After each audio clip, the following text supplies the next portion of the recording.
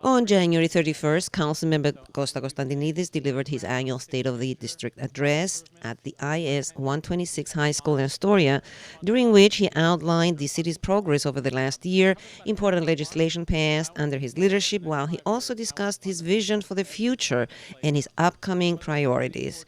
In attendance were members of his constituency, community leaders, representatives from the local police and fire departments, and local elected officials. The Master of Ceremonies was the principal of IS 126, Alex Aguera, while there were greeting messages from Queensboro President Melinda Katz, Public Advocate Letitia James, and State Senator Michael Genaris, all of whom praised Councilmember Constantinides for his hard work and great dedication and commitment to his constituents and to the city of New York in supporting and passing important legislation that improves life, education, health, and protects our environment, among many other. Supported with slides as he highlighted the city's progress over the last year, Councilmember Constantinides, who is very passionate about our environment and chairs the Council's Environmental Protection Committee, stressed that on the local level, a great deal of success was achieved in making New York City a greener and more sustainable place with the passing of 5 of his environmental bills on initiatives ranging from increasing solar panel adoption on city buildings to helping make commercial buildings more energy efficient.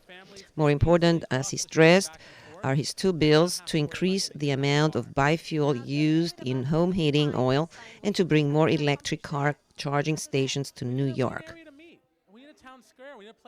Other achievements in 2016 on the local level, among many others, which were highlighted, include the support of programs that keep Astoria cleaner and greener, the Summer Youth Employment Program, health food programs such as the Grow NYC program that funded a youth market and network of local farm stands that employ neighborhood youth to sell fresh produce at Ditmars Park.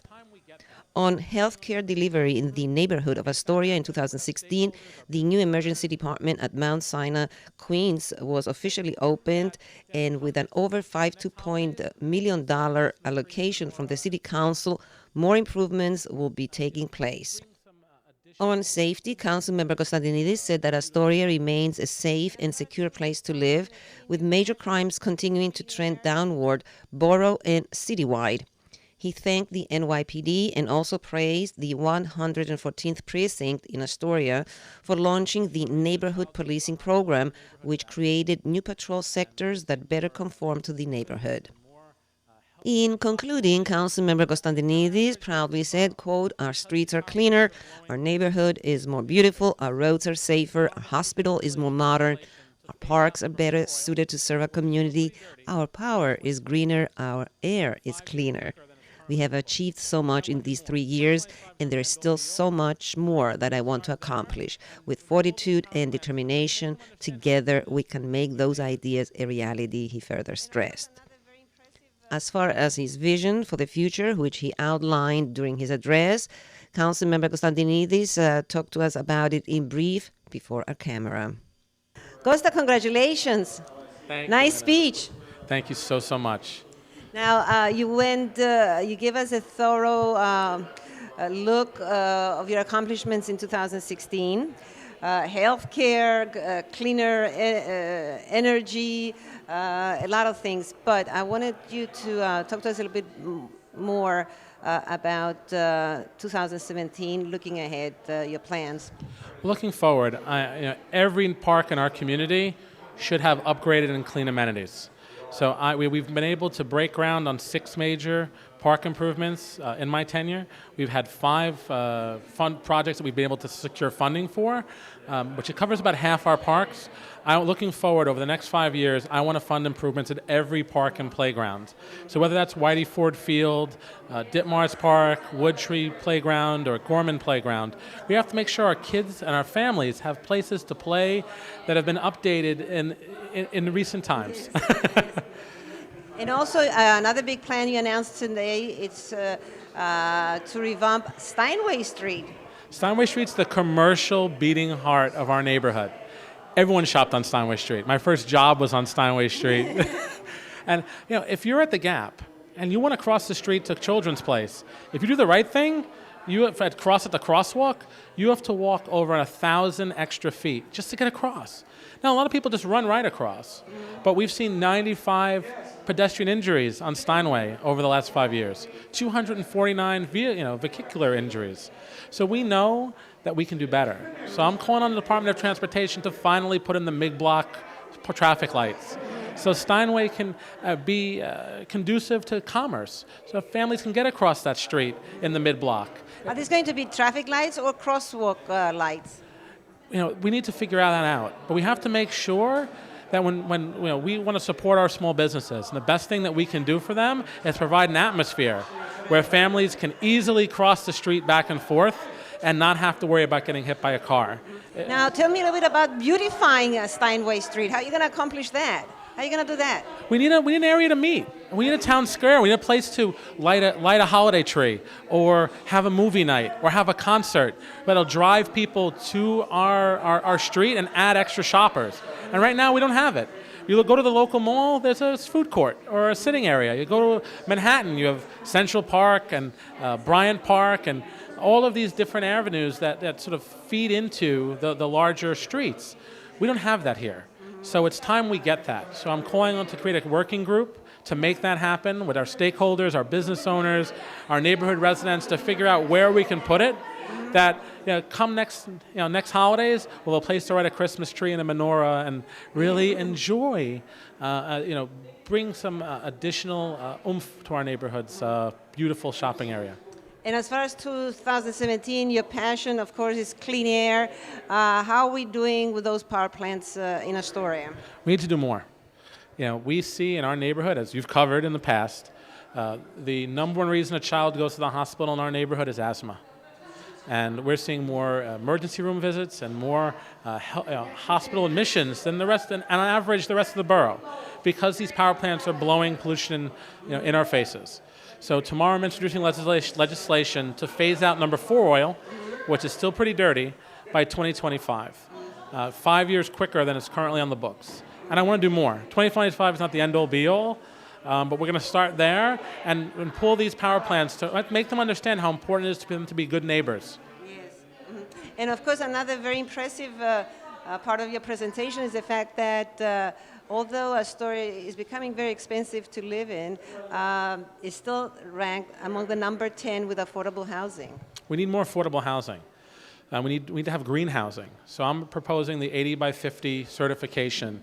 Right now we see developers go for something called a bulk bonus. So when they build a community facility, like what's supposed to be a doctor's office, and sometimes they don't end up being doctor's offices, they get extra height for doing that.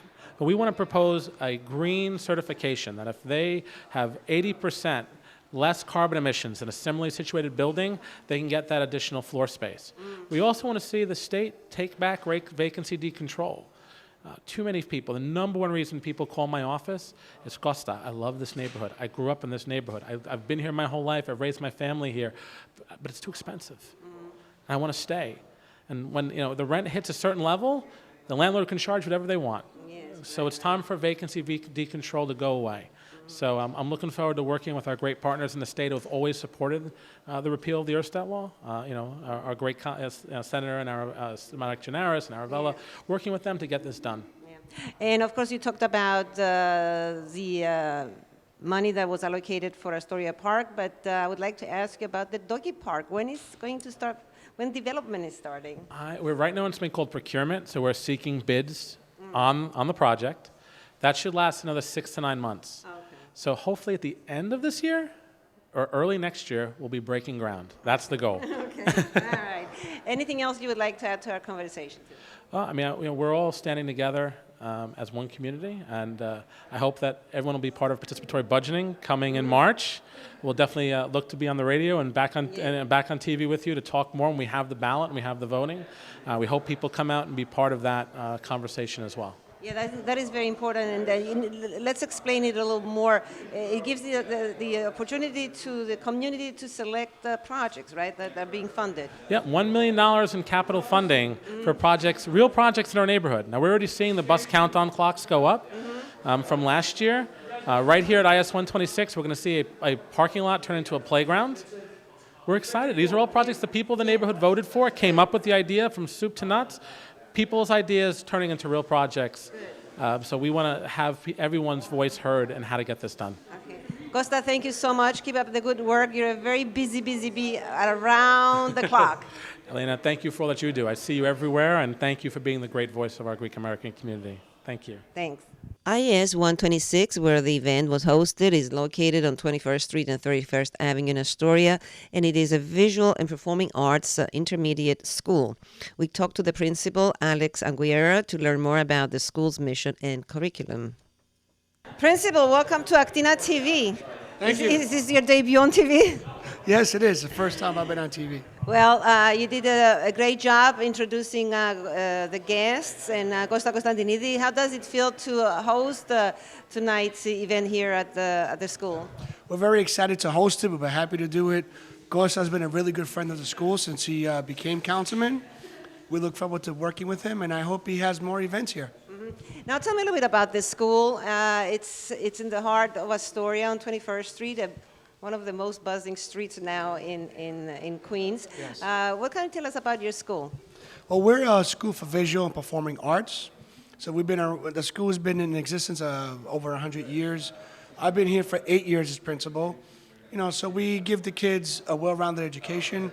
We have a drama program I'm proud of, a dance program, a chorus program, a guitar program, and we offer quite a few community events throughout the year that I always invite the parents and community to come see. And it's a good school for any child. And what are the ages? We go from 11 to 13 years old, 6th, 7th, and 8th grade. And how many students you have here? Right now we have 625. Okay. Anything else that you'd like to share with us about your school that makes you exceptionally proud? Again, I'm just proud of the community that I'm in. I was born and raised in Astoria, so I'm happy to be working in the area, and I hope to see the councilman many other times. Thank you. Thank you.